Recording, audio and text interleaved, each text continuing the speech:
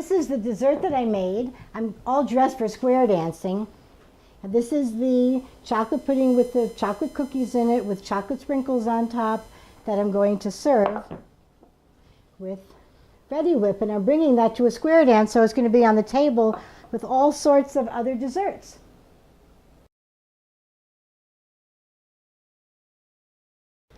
Hi, I'm Margie, and what I'm making today is a chocolate pudding with chocolate cookies in it. So it's similar to the vanilla wafer, vanilla pudding recipe that you make the day before and the cookies soften up. Only I'm going to make the cookies for it. So I'm making a half a recipe of chocolate crinkles. If you're familiar with that, I have a recipe online for that. I'm only going to make half the recipe, so since I have it online, I'm going to put it together very quickly. Now you want to make this recipe a day ahead because you need overnight for the cookies to all soften up. And you want to start by chopping the chocolate, and we're going to melt it. I'm just going to put this recipe together very quickly for you. So the way I'm going to melt this chocolate, you see I've chopped it up pretty fine. The more finely you chop it, the more quickly it's going to melt. And you want to incorporate this chocolate into your batter while it's a little bit, well, you want it to be cool. I'm going to go ahead and put it in this bowl. And part of this recipe calls for 1/4 cup of vegetable oil. So I'm just going to add a little vegetable oil because I'm not sure if you've ever melted chocolate, especially this unsweetened chocolate. It doesn't get very warm very quickly because there's not much fat in it. And in the microwave, the fat gets hot, and that's what's going to help melt the chocolate. So I add a little bit of the oil to the chocolate, just coat the chocolate. I'm not going to add all the oil because the oil will get warm, and I can add this later when it's a little melted. That will help cool it all down. So I'll go ahead and put this in the microwave. I'm going to do it for a half a minute at a time, and hopefully you can hear me. So I've got 2 eggs, and I'm going to get 1 cup of sugar,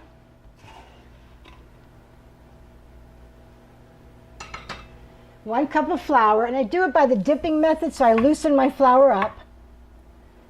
I'm just going to sprinkle it in there.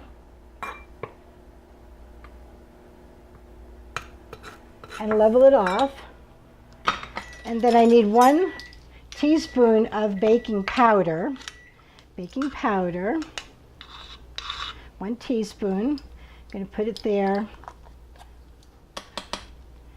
And then 1/4 teaspoon of salt.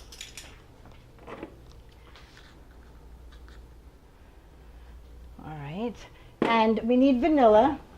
So we'll do 1 teaspoon of vanilla. Now I'm going to mix that in with the sugar. Just going to put it on top of the sugar. But I'm just going to give it a little stir. It started to melt. I'm going to put it in one more time for half a minute. See how it looks. Now that really melted it way down. But there's still a few, if you can see them, a few lumps. All right, so I'm going to let that sit for just a moment. I'll give it a stir. That solid chocolate will help to cool down the oil. It's a little warm. But also I'll add this oil to the chocolate, which will also help it to cool down. It's not too warm. See, I don't really want to melt my sugar. I don't want the chocolate to be so hot that it melts the sugar. Now I'm going to dump this flour, salt, and baking powder into this dish here and give it a stir because I don't like to dump powdered baking powder just into my batter unless it's stirred into my flour or any of those things, baking powder, salt, baking soda, any of those kind of things. Give it a little bit of a stir. Okay, so I'll be back in about 10 minutes. I'm going to set this chocolate in the refrigerator just to let it cool down a little. I'm going to put the chocolate, and this is the chocolate and the oil together. I want to make sure we get it all that chocolate. Wonderfulness. Save that out to scrape later. And then I'm going to add my sugar and the vanilla. We'll go ahead and mix that until it's pretty well incorporated. And then we'll add 1 egg at a time.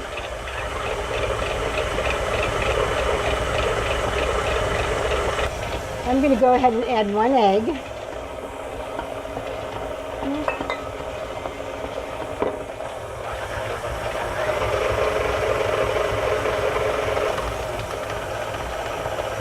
Beat each egg in so it's pretty well mixed in.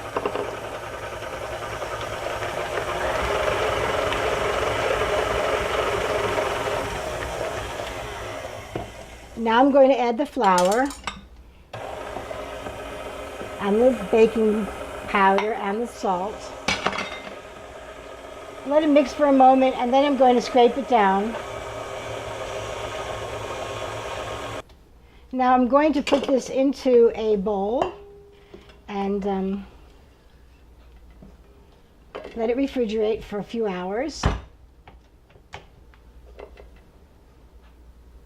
It's amazing how all this batter fits into a 2-cup bowl.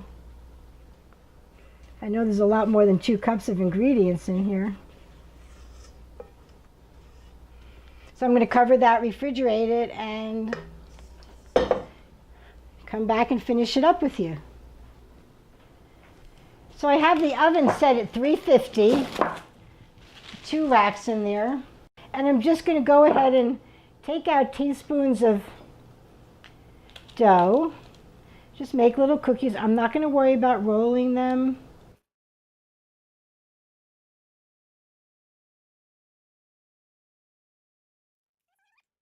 So these cookies have baked for 10 minutes, and I'm going to go ahead and take them off. This is 2 trays of cookies, so that was 12, that's 24, and then we've got another 8 cookies. So what is that, 32 cookies? I'm going to show you how I do the pudding. Now the directions are actually just right on the pudding box. And what I have is Jell-O cook and serve. You want to make sure you look for the cook and serve, not instant.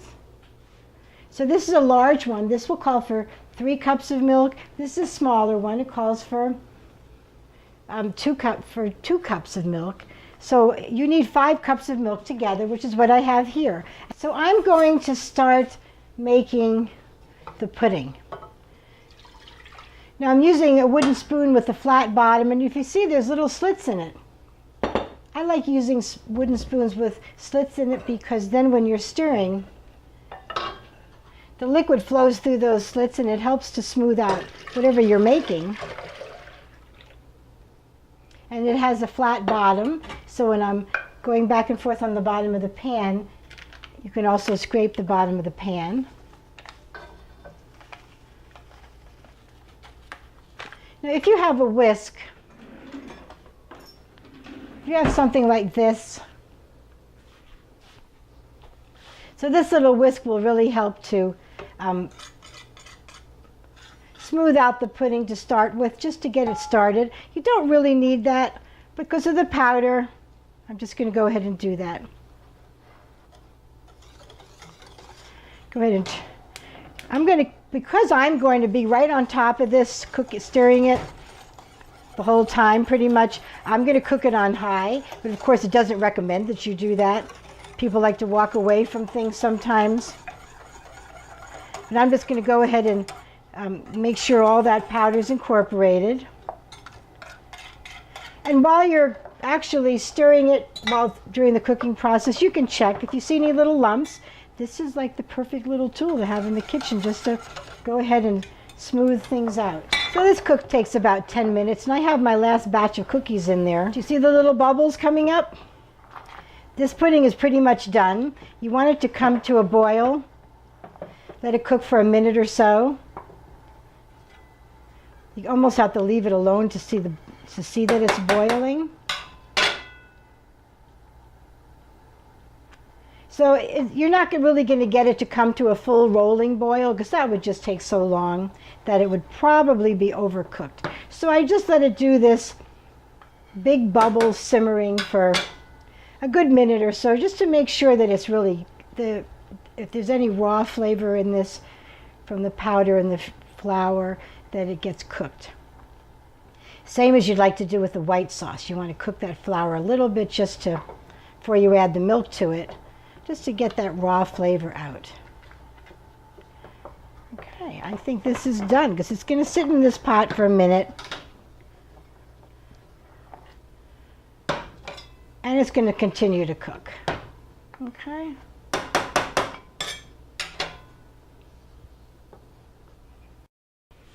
I continue to stir this every so often because it will develop this little film or hardness on the top, and I want to keep stirring that in. But I just think this is a little too hot to make the pudding yet, to put it together with the cookies. So we'll wait a moment. Probably about 10 minutes. So I'm going to start putting this together. I mean, I'm just going to, probably could cool down a little more. Every time you stir it, you release some of that heat and it cools down a little. But I'm going to make this sort of flat and long, so it's going to cool it down while I'm putting it together. So I'm using this large spoon just to get started. And I'm going to kind of build this not all the way to the end because I kind of want it to be fat. I mean high up. And then I can even have some of the cookies, you know, hanging off of it like that so you can see that there's cookies in there. All right.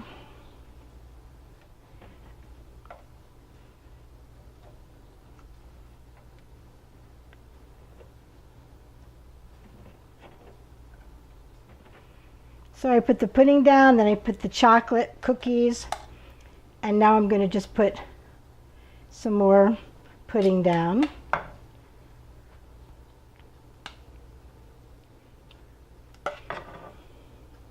I'll bet you can even do something with bananas in here if you wanted, if you really, or cherries or something like that. Oh my goodness. Or blueberries. I'm not putting any fruit in just because I like it all chocolate.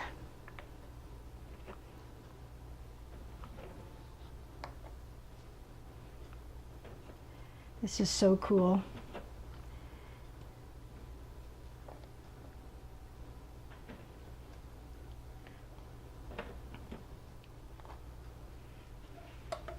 See, it's starting to spread out a little bit. And keep stirring it, and I also have a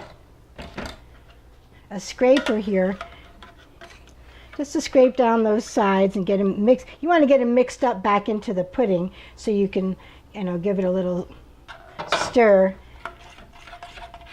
because they cool and they could cause some lumps. Okay.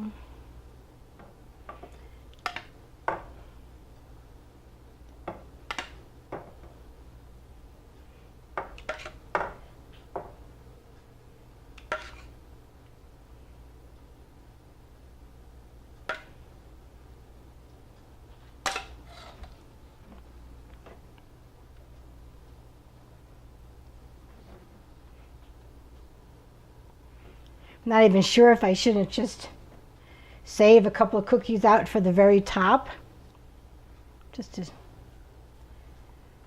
to show people there's some cookies in there. Although you can see them on the side, so maybe I won't. This recipe is sort of a little bit just designed by me.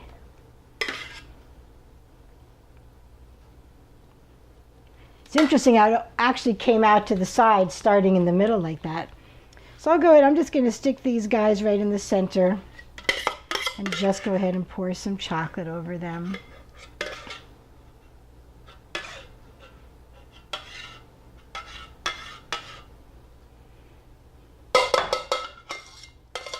And if there's any pudding left over in this pan, you can always just eat it. Okay, so there we go.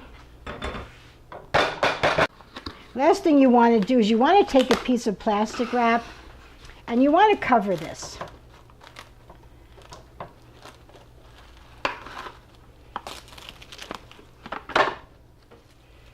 And you even really want to cover and let it touch, just like you would with any pudding. You want it to touch the pudding so it doesn't develop that hard topping. So now I'm going to refrigerate this. I'm going to let it cool for a little bit, maybe an hour, and I'm going to put it in the refrigerator to cool down and get ready to eat.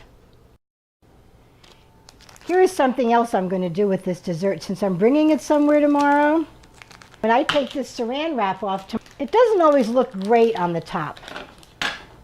So what I'm going to do, and you can do this a couple of different ways, is you can grate some chocolate, and I'm going to use the pretty large size of my grater.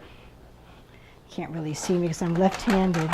And I'm just going to grate some. You can either do this and grate it like that, or you can, just depends on the look that you want, or you could do both. You can make some of these little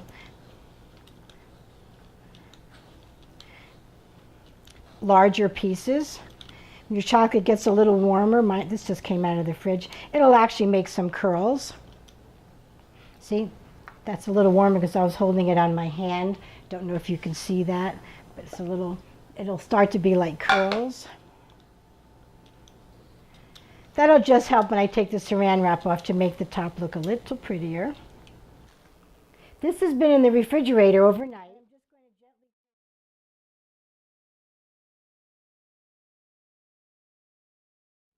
And I'm going to sprinkle chocolate over the top.